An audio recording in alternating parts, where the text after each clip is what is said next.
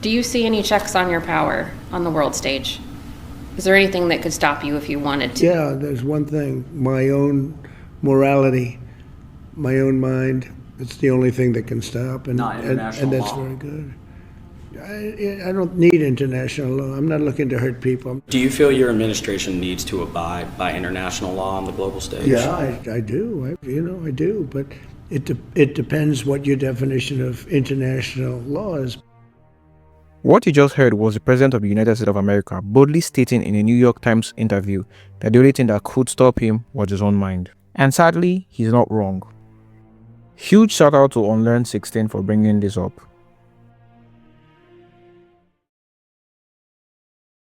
The United Nations is an international organization that prides itself as a maintainer of global peace, security, and cooperation. It was founded on October 24, 1945, has its headquarters in New York City, and is one of the most popular organizations on the surface of the earth. It comprises of 193 member states that collaborate on issues like human rights, sustainable development, and humanitarian aid.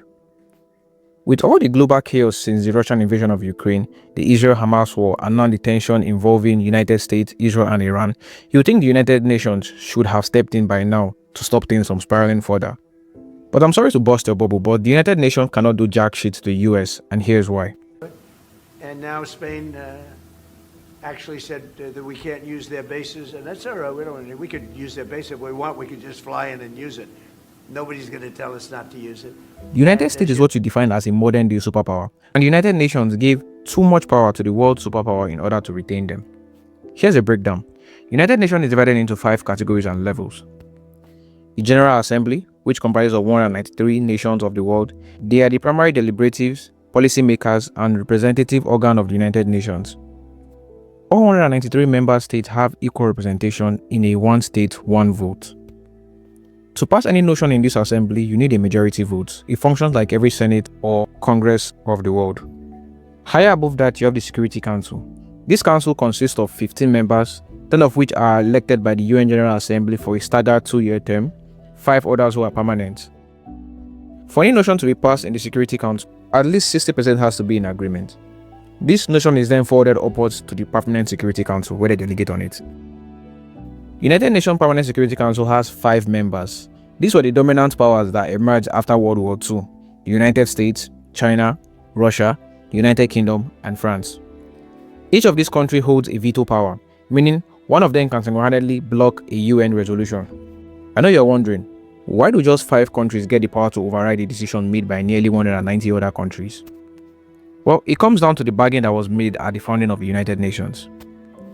If those 5 major powers didn't agree to join and support the organization, the UN would have never had the influence or legitimacy needed to bring the rest of the world together under one global institution.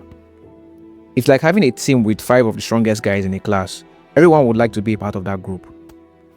So the price to pay to keep these guys in the team is simply more power to them. But here's the kicker. It's because of the Permanent Security Council, however, that the UN has been militarily stagnant for years. That's because every major conflict going on in the world today is a result of these 5 nations directly benefiting from, training troops for, or selling weapons to the countries at war. Let's count them down. Russia-Ukraine conflict. Russia's permanent status and veto power has prevented the Council from taking collective action against the 2014 annexation and the 2022 invasion of Ukraine.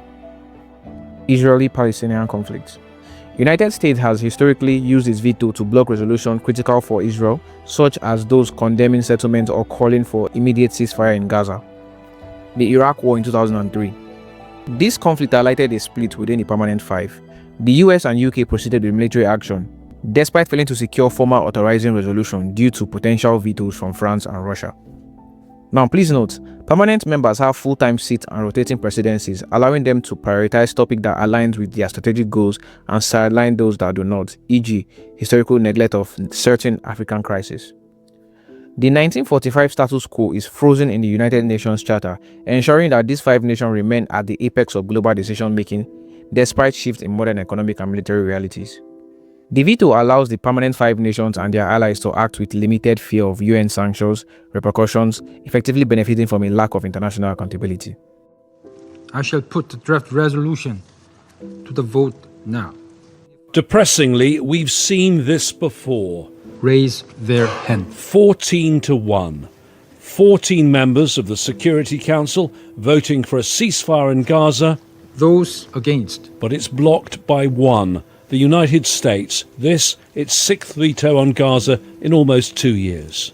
US Representative Morgan Ortagus claimed that passing this resolution would have helped Hamas. Council members ignored when the United States made clear that this resolution was unacceptable.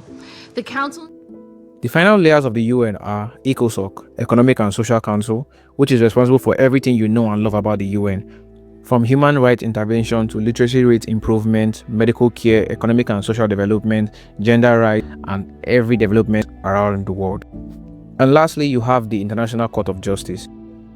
The ICJ is made up of 9 countries, all running 6-year term, and they deliberate and decide what international laws are supposed to be. Now think this through for a second.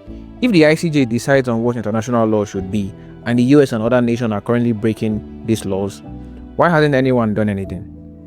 That answer is quite technical. While all 193 UN member states are automatically parties to the court statute, they only obey or are bound by the ICJ in specific cases where they have consented to its jurisdiction. This translates to, when 2 nations are in conflict, they have to willingly bring the matter up to the ICJ and adhere to its ruling. If you don't go, you cannot be judged. If you have international conflicts and you do not go to the ICJ, that taints your reputation as a nation, but nobody really cares, right? But if you do take your case to the ICJ and you refuse to comply with its ruling, the ICJ takes it to the Security Council to decide actions. So it still comes back full circle to the Permanent Security Council to make a decision on you. And worst of all, if it involves any state that has a veto power, aka the Permanent Security Council, they can just veto the enforcement placed against them. That's how powerful these superpowers are. The reason the UN cannot touch or command any nation, let alone the superpowers, is because the UN was designed to be a center for peace, discussion, debate, and diplomacy. And the price for keeping these superpowers in the UN virtually makes them untouchable. Superpowers don't have to listen to the UN, and they probably never will, because they decide their own fate in the UN and not the other way around. He's going to tell us not to use it. And as you know, I know you are thinking, the UN should have the authority to decide the fate of different nations. But if you were thinking that, I would like you to flush that thought down the toilet, because it's a horrible idea. For the UN to enforce control over superpowers or even other nations in general, the UN would have to be a supranational authority, which it isn't. That would affect the sovereignty of each nation and destabilize the concept of democracy. Remember, the people elect leaders to make decisions for the nation. If the UN can exert authority over all the nation, then it waters down the authority of each individual nation. But if you sacrifice this authority over the nations, then you have no consistent expectation across board, and everyone can in fact do what they deem fit and go nearly unscathed. But there's a silver lining. There's something called the international system. This is a system set up to socially, economically, culturally, and even militarily pressure rogue nations to fall in line. It's a simple strategy. If you refuse to adhere to the UN rule, other nations will stop interacting or trading with you. Economic pressure is the go-to, as other nations can refuse to trade or invest in these rogue nations. You can ask North Korea. And since the US dollar is the currency reserve of the world, everyone could theoretically stop trading the dollar, forcing the United States to fall in line. But the United States already patched this loophole. By using the divide and conquer strategy, they have made deals with virtually every single nation on earth, mutually benefiting to both parties. An example is the US offering securities to nations such as Dubai. In turn, the United States can establish bases in those countries, giving them further control over the Middle East. These nations are also incentivized to trade with the US state's dollar and maintain neutral stands wherever the US is taking action. The only solution to this is for multiple nations to come together and collectively choose to shut the US out from international trade, strangling the US economy. But that is probably not going to happen. So, these videos take a long time to produce. That's because I'm still a one-man team editing and creating on mobile. It will help a lot if you like the video, and even better if you subscribe.